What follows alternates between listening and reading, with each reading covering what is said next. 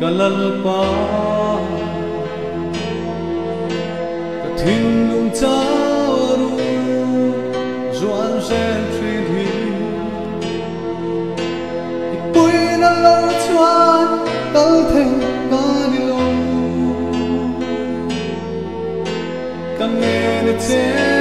ka ao che lung na ta kalam hoin iban rom phar le la isu ithi senin ka thin lung suala ta min ten phai la hele she on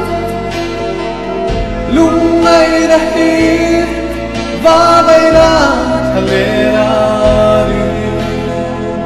Thamuan na re om silo min turin kangayen che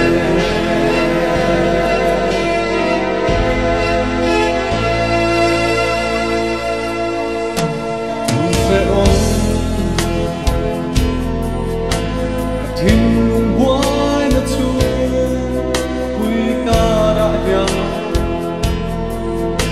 ipui na lo chuan kal thei ka ni lo